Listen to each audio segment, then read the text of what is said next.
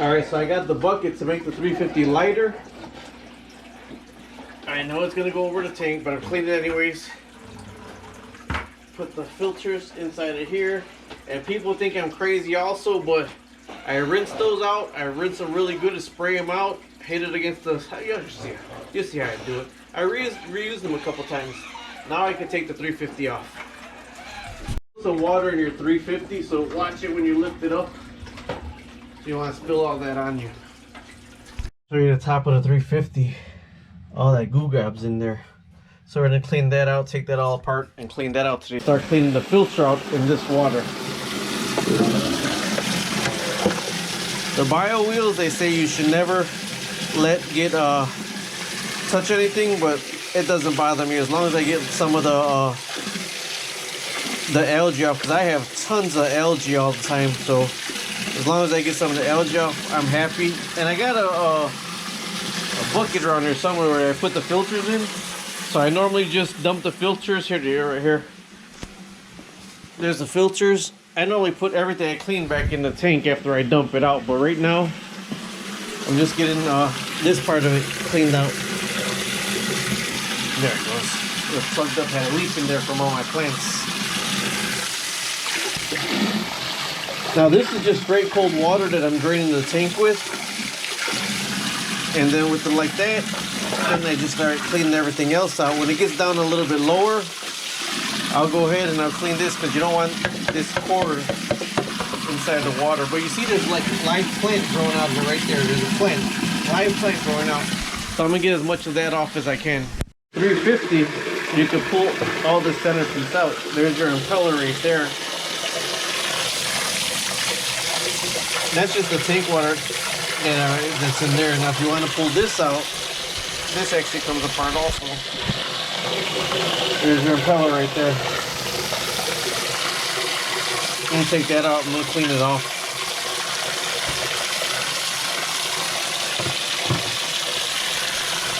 Here, let me show you this. This is the impeller. And see there's fungus in there in the impeller. Gotta clean that all out really good also. After it's cleaned really good, then I'll put it all together. But if you can't get everything off the impeller, what you do is you get a little screwdriver or something like that. See? All that's impeding the flow. You know, you seen it wasn't flowing that fast? You just get all this little crud off of it. Right here. Alright, see this right here? It's good to have one of these. Because the stuff that you can't get off, you just kind of get in there. And you could get it off really good with one of these.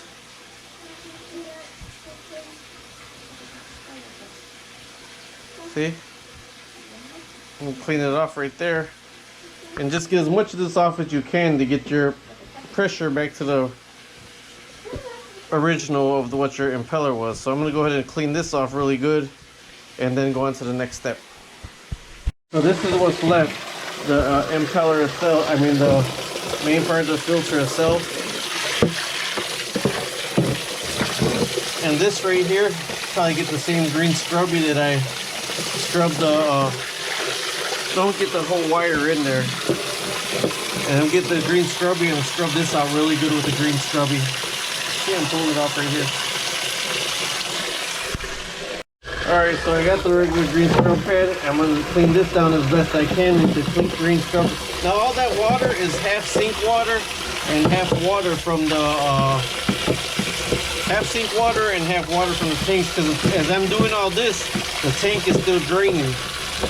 So I'm trying to get this done. You're going to see the difference when I get out this 350. Now with that impeller, you got to be really careful with that impeller, because if you drop it and you touch that magnet, it's not going to work.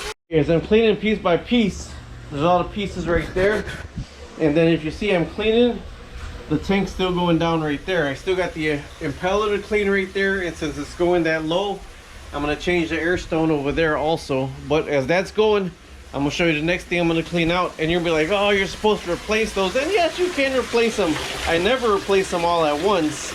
But these are the filters. Bum, bum, bum. So I just drop them in. This is my basement sink. This is just for me working on anything, my wife don't let me use her sink. She has her own laundry room sink, so that you watch that video how I made that. But these right here, I run through the water that's coming out the tank. But then also, this is a concrete sink, so I kind of slap them on here, and you'll know when you can't use them anymore. The gravel will actually start coming out of them when you can't use them anymore. And some people say to run them through really hot water, and once in a while I will, and they say it reactivates the carbon. But even if, in my eyes, I've been having fish tanks since I was a little kid. They say, well, you can reactivate the carbon if you put it in boiling water. Well, you know what? Carbon is like a little rock also. Like it would be, I venture to say, I've had outdoor tanks with, what is that stuff? Lava rock. And even though the carbon is not being used as carbon, it generates like a biofilter effect on it also. So now they say, oh, well, you're not supposed to clean it like this with the biofilter. Well, I still got the undergravel filter with all the bacteria in the undergravel filter. So I'm kind of changing the ecology in the tank. But with this big 125, and there's still going to be, heck, at least I'd say 40 gallons of water in it. I'm changing the ecology some, but for one, koi are very healthy and sturdy, and for two, this is how I do it. See, look at this filter. It's looking pretty good, and I just do it till the water starts coming through clean, and the water's not coming through bad anymore. You bang it and it's clear water coming out, and then I move on to the next filter. I don't replace all the filters at once, but you can see when they start needing to be replaced. These are like fresh filters, then this is the older one, then this is the oldest one. So you know when it's time to replace the filters. So sometimes also, if you got really delicate fish, when I redo the filters like that, I wouldn't do them all at once. I would do like 2 at a time and leave 2 in there. Then the next time, rotate 2 of them out and put 2 in there. Or, you know, today I'm draining the tank, you know, as much as I could before they go crazy, because I don't want them to mess up their fins. But sometimes in between changings, before I drain this all the way down or whatever, I'll go ahead and just clean out the filters themselves, do the same thing, bang them all out, clean them all out, and put those in the back of the 350, or just clean out the 350, and then I'll hold off on the tank change. But right now it's doing the whole thing because I haven't done a good cleaning in a while. But I cleaned out all the filters. All this gravel right here has live bacteria in it. All that has live bacteria in it. So I really don't worry about changing the ecology of the tank or the biological in the tank or whatever, because I use undergravel filters on most of my tank. Now they're going crazy where I'm going to stop it from, see them going back and forth pretty much. So I'm actually going to stop it right there, because you don't want them to be so low that they're banging back and forth, because then they'll mess up their fins. So I'm going to stop that. I'm going to clean the power head next. After this is done, I can start putting the filter back together. This is the filter right here. Alright, when you're putting your impeller back on, you're putting it on, don't crunch it all the way in there, like to make sure that it's all the way down. Because if you do that, the magnet might not be set right or whatever. So when you put your impeller in there, you fill it, and then just put it down a little bit by little. This got to be all the way in, and put it little by little till it sets. Don't crunch it all the way down. And then this right here can go on after that. I had to get over there to fill it up. I'm going to stop it from filling up right now.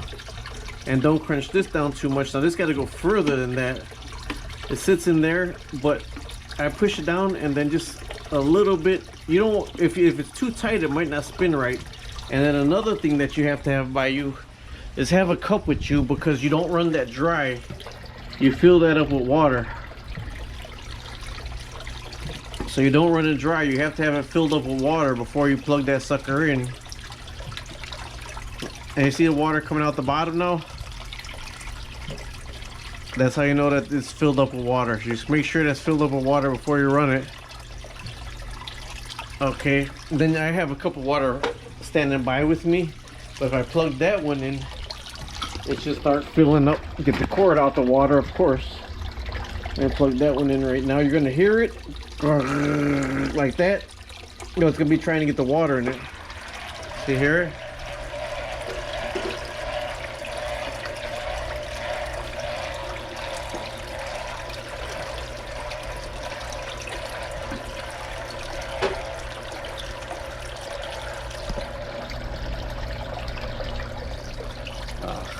So let me shut this off now.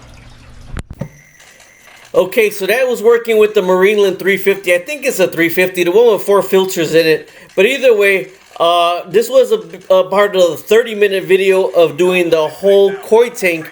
But the koi tank is just took so long with that video that I wanted to show you how to clean just the Marineland 350. You got to be very careful with that little magnet, because that little magnet, if you drop that little magnet, you could break it. Although you can replace them.